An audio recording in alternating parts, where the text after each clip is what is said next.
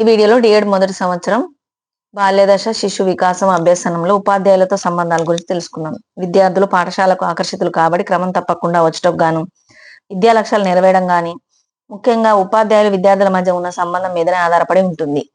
వీరి మధ్య సత్సంబంధాలు లేకపోతే విద్యార్థులు పాఠశాలకు రావడం అనేది ఇష్టపూర్తిగా కాక భయంతోనే రావడం జరుగును.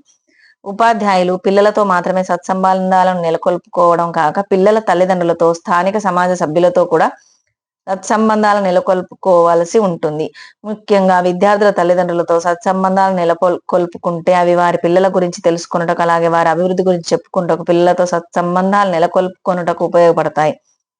అలాగే విద్యార్థులతో సత్సంబంధాలు ఏర్పరచుకుంటే అవి వారి తల్లిదండ్రులతో సత్సంబంధాలు ఏర్పరచుకున్నట్టుకు ఉపయోగపడతాయి. ఎందుకంటే పిల్లలతో ఏర్పడిన సత్సంబంధాలను గురించి పిల్లలు వారి తల్లిదండ్రులతో చెప్పడం వలన పిల్లలు తల్లిదండ్రులకు, పాఠశాలలన్నా, ఉపాధ్యాయులన్నా ఒక అనుకూల అభిప్రాయం ఏర్పడుతుంది. సమాజ సభ్యులతో సత్సంబంధాలు నెలకొల్పుకొనుట వల్ల వారి సహాయాన్ని పాఠశాల అవసరాలకు ఉపయోగించుకోవచ్చు. నేడు ఉపాధ్యాయులు యాంత్రికంగా సిలబస్ పూర్తి చేయటకు, విద్యార్థులను పరీక్షకు తయారు చేయటకు ఎక్కువ ప్రాధాన్యత ఇస్తున్నారు. విద్యార్థులు కూడా కేవలం ఎక్కువ మార్కులు పొందేందుకు చూస్తున్నారు. ఇందువల్ల ఉపాధ్యాయులకు విద్యార్థులకు మధ్య సత్సంబంధాలు పెద్దగా ఏర్పడడం లేదు. ఉపాధ్యాయులకు విద్యార్థులతో సత్సంబంధాలు ఏర్పడాలంటే ఈ కింది వాటిని పాటించాలి. ఉపాధ్యాయులు పిల్లలను అవగాహన చేసుకునే ప్రయత్నం చేస్తుంటారు. అలాగే పిల్లలు కూడా ఉపాధ్యాయులను అవగాహన చేసుకునే ప్రయత్నం చేస్తుంటారు. కాబట్టి ఉపాధ్యాయుల ప్రవర్తన స్థిరంగా ఉండి విద్యార్థులకు అవగతమయ్యేటట్లు ఉండాలి. ఉపాధ్యాయుడు ప్రవర్తన స్థిరంగా లేక చపలచిత్తంగా ఉంటే విద్యార్థులు ఆ ఉపాధ్యాయుడితో ఎలా ప్రవర్తించాలో తెలియదు. ఉపాధ్యాయులు విద్యార్థులను అవగాహన చేసుకోవడంతో పాటు విద్యార్థులు వారి గురించి వారు అర్థం చేసుకునేందుకు కూడా తోడ్పడాలి. విద్యార్థులతో సత్సంబంధాలను ఏర్పరచుకోవాలి. విద్యార్థులు ఎట్టి పరిస్థితులు దండించరాదు. విద్యార్థులు మంచి పనులు చేసేటప్పుడు అభినందించి ప్రోత్సహించాలి. విద్యార్థులకు స్వేచ్ఛనివ్వాలి.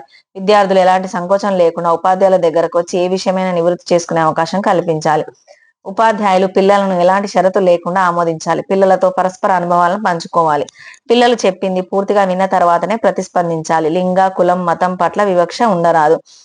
విద్యార్థులకు ఉండే జ్ఞానం పట్ల వివక్ష ఉండకూడదు. ఉదాహరణకు, నీకు తెలుగు బాగానే వస్తుంది కానీ ఇంగ్లీష్ అసలే రాదు, నీ తెలుగు దేనికి పనికి వస్తుంది అని అనవద్దు. పిల్లలు ఎవరికైనా న్యూనతాభావం ఉన్నట్లయితే ఆ భావనను పోగొట్టేందుకు వారిలో నిక్షిప్తమై ఉన్న సామర్థ్యం ఏంటో గుర్తించి వారు దాన్ని ప్రదర్శించే అవకాశం కల్పించి అభినందించాలి, అలాగే ప్రోత్సహించాలి.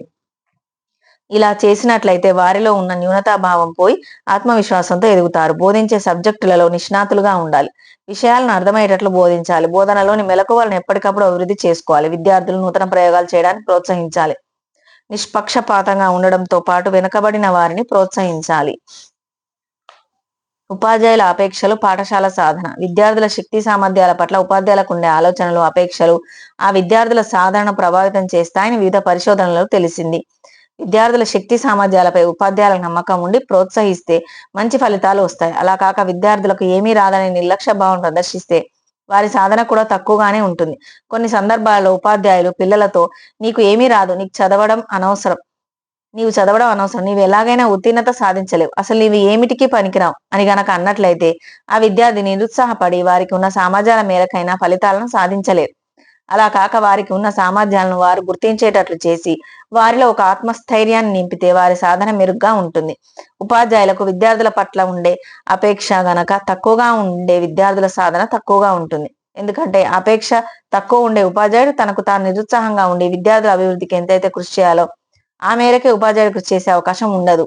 ఉపాధ్యాయులు కృషి చేయనప్పుడు సహజంగా ఆ విద్యార్థుల సాధన కూడా తక్కువగానే ఉంటుంది. ఎప్పుడైతే విద్యార్థుల పట్ల ఉపాధ్యాయులకు ఆపేక్ష ఎక్కువగా ఉంటుందో అప్పుడు మాత్రమే ఉపాధ్యాయులు బాగా కృషి చేయగలుగుతారు. అదే విధంగా విద్యార్థుల పట్ల నమ్మకాన్ని ఏర్పరచుకుంటారు.